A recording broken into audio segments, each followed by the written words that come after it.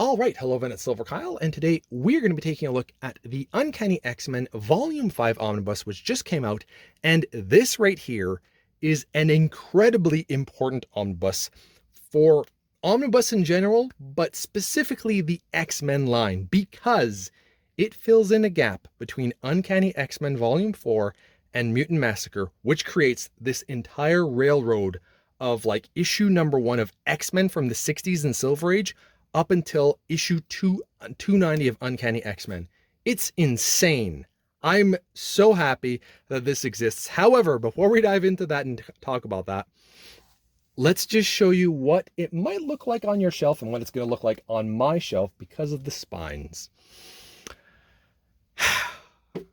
Uncanny X-Men Volumes 1 to 5 of the Mutant Massacre.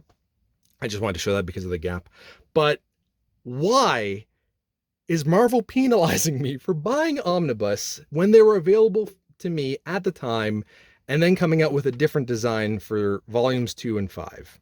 Why? I know that they're going to eventually, like, I think Uncanny X-Men Volume 1 has a reprint, potentially 3 and 4 do as well now at this point in time, but I already have them. And it looks so much like I will admit, and I know I'm going on a little bit of rant here, but bear with me. This is part of why I do these things, is to talk about this stuff. And I'm very passionate about spines looking good on a shelf. But anyway, I digress. We have here this little image, and I do quite enjoy it. I will admit that I like it, but why are the names and the title of the book so insanely small? I can't really see that. I'm getting close to 40, so this is kind of far away from me. And this I can see, that I can't, and I feel as well that it's a disgrace to the people that created these having their names so small. Like, I know that this isn't massive, but at least you're able to kind of see them. This is extremely small, and I know that eventually you're going to start getting a lot of names, but we have 4 here, and that still worked out. I don't know. I just feel that it's something that really bothered me. However, this is still an incredibly important book, and so let's dive into that and talk about basically issues 1 to 280 and where that kind of all falls into place. One of these days I'll do like an overview of everything, but this is more so about Uncanny X-Men 5, so let's dive into that right now.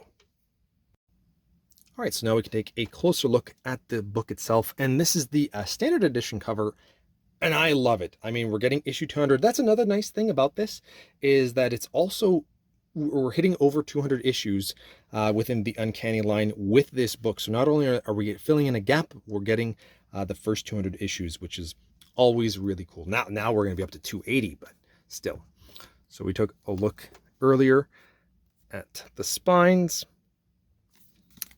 and then the back. This is absolutely beautiful.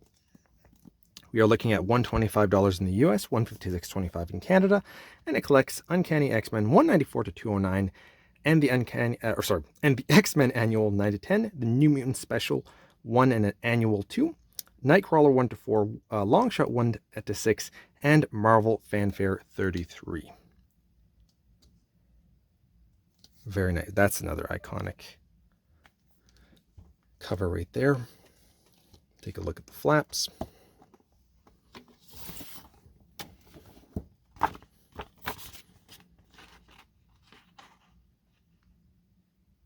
So this is during the Chris Claremont era still. Arthur Adams, June Brigman, Dave Cockrum, Alan Davis, Rick Leonardi, and Ann Nocenti.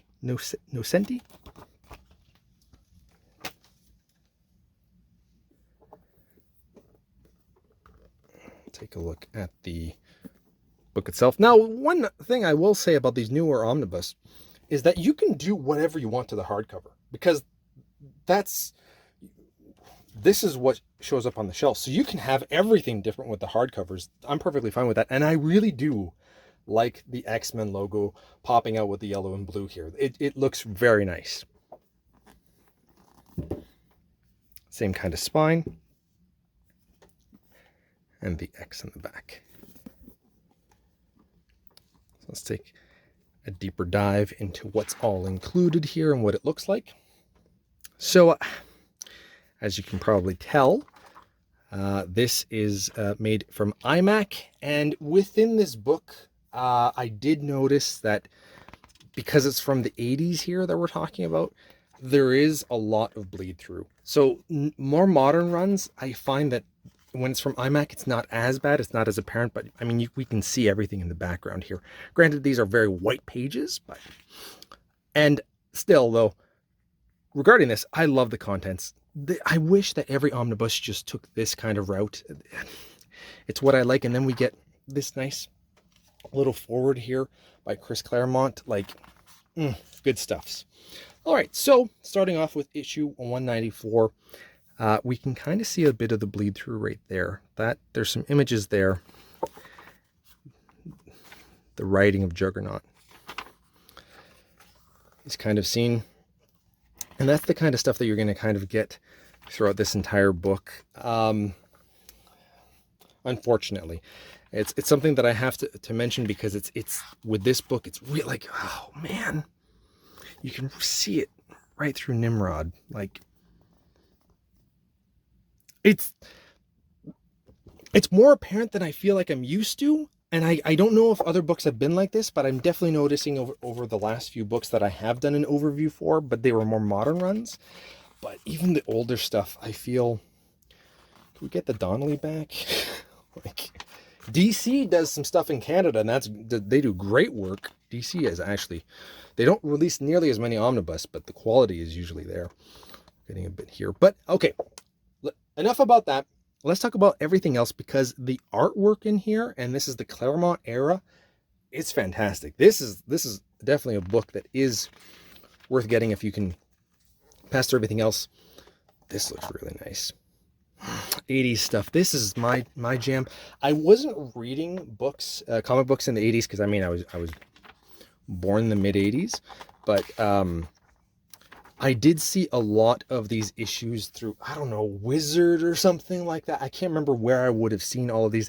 I also think I had a disc of a bunch of comic books on like some kind of CD-ROM at the time. I think it was like the entire Phoenix Saga, and if you could listen to it, and there was like voice acting within it as well.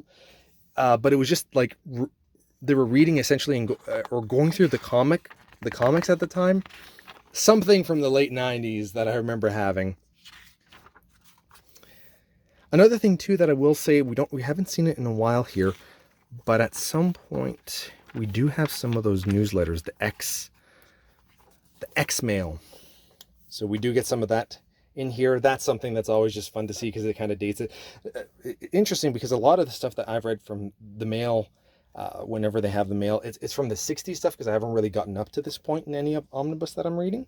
So that'll be interesting to kind of see them talking about things that would be still relevant to me to a degree, because I was born in the 80s, so I would get a lot more references from back then.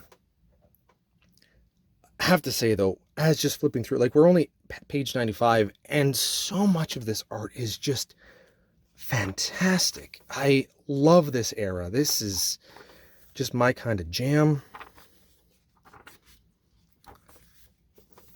The paper quality. Ooh, we got to mention the bleed through there. If it's very apparent, I will mention it. But now, okay, so what I wanted to say earlier was that, some more X-Mail here, we're getting the original Silver Age has been collected, so we have 2 volumes of that. Then we have the 5 Uncanny X-Men volumes. That leads into Mutant Massacre. After that, we've got the Fall of the Mutants, I believe. Then I'm pretty sure it's Fall of the Mutants. Then Inferno Prologue, Inferno. Then we have the 2 Claremont and Jim Lee omnibus as well, and that brings us up to 280. That is insane. And then I think after that, in the early 300s, I think is it Age of Apocalypse that's next after that?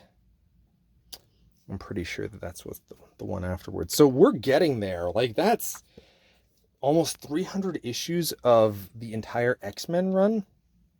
That's a lot of books. That's neat. Ooh, that's nice too. As you can see, it's not the greatest in terms of, like, it's not horrible in terms of the eye. There's not really much of it, but it lays flat. I stretched it out a little bit. I probably could stretch it out a bit more, but at the same time, we're not getting a lot of 2-page spreads like we just saw there. So because we've got that white border, it's not that bad. Like I can read that perfectly fine. Same thing there. Not really a lot of gloss, a lot of dust for these books. For whatever reason. Why does this look like manga? Does that not look like just that guy more so? Him. That looks like comics. Got some, okay, that's a long shot. Let's go into the extras here at the end. What's nice about this too is that you can clearly see where it shows up, so you can kind of just dive right into it. Take a look at some of the art. Whoa, that's cool. That's very nice. There's a lot of extras here.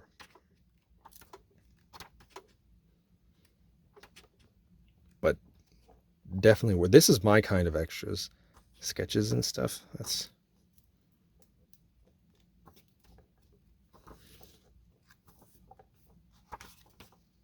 a lot of extras. That's nice.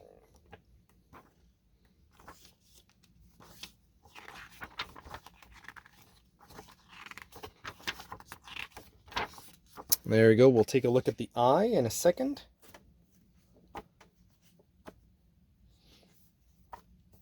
It looks close to the middle, so we'll dive in right now.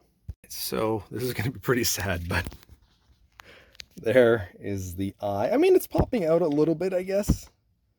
It stays open fine. Just about everything else. But there you have it. That is Uncanny X-Men Volume 5, filling in a massive gap. So happy about that. So thank you all for watching. You have been bearded in. Beardage!